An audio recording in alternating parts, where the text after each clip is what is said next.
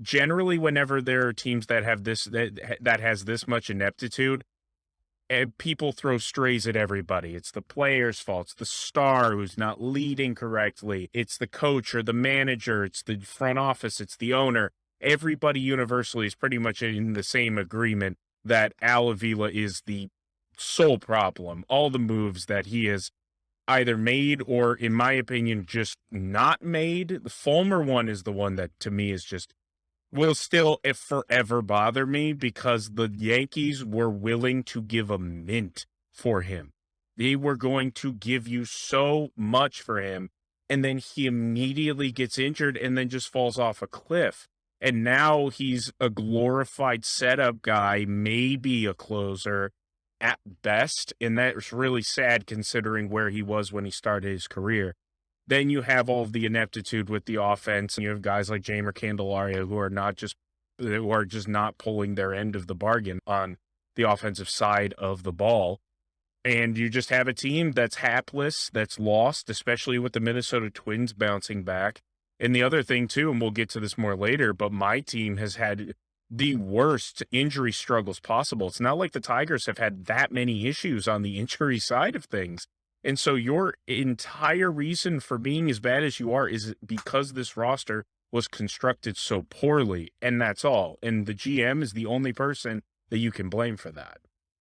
It honestly, the worst part of all of it is, and I know you disagreed a little bit, Fulmer was a little bit further back, but most fans have been okay with the moves that have been made the last couple of years.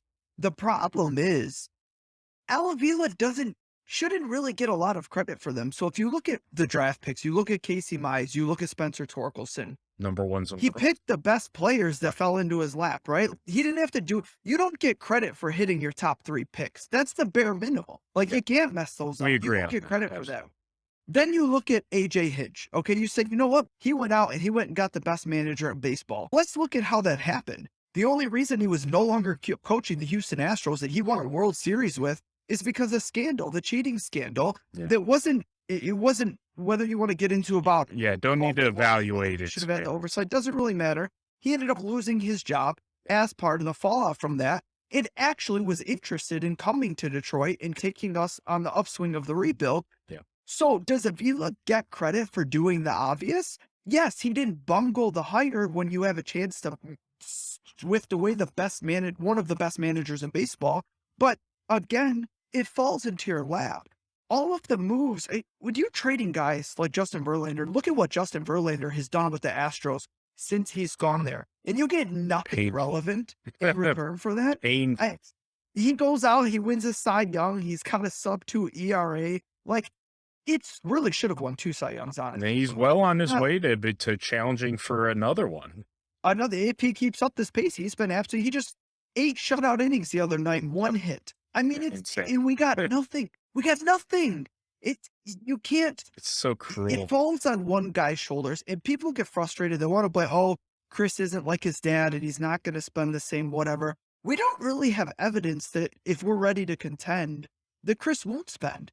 People have this ideal, but clearly we are not near contention right now. And what would it look like if you had this guy with an open checkbook too?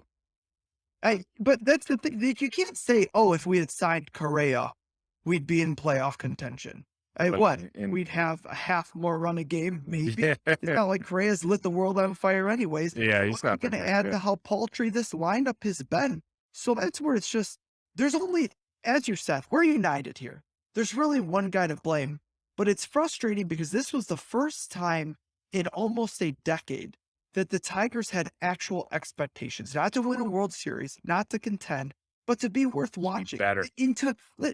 You guys, if you guys watch Detroit Sports Nation shows, you guys know Ryan Griffin. He's one of our good colleagues and friends. He's not a big baseball guy.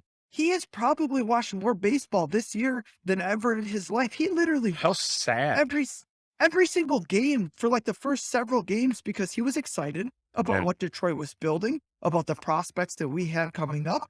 And now he's like almost completely turned off from the sport because we're terrible. He devoted so much time to watch this terrible team. It's depressing.